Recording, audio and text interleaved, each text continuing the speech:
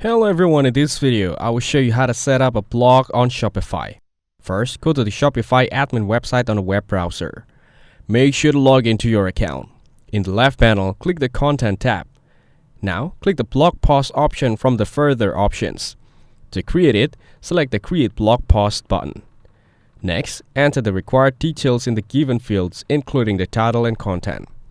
You can use AI to write content and paste it into the text box. After that, add a summary of the post to appear on your home page or blog. Scroll down and enter the search engine listing information. It may include the page title, meta description, and URL handle. Following that, choose the visibility that shows the time of your post.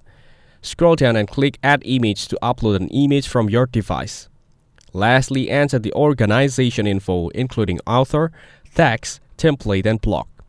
Finally, click Save at the bottom to apply changes and create a post. If this video was helpful, please consider leaving a like and subscribe to the channel. With that being said, I'll see you in the next video.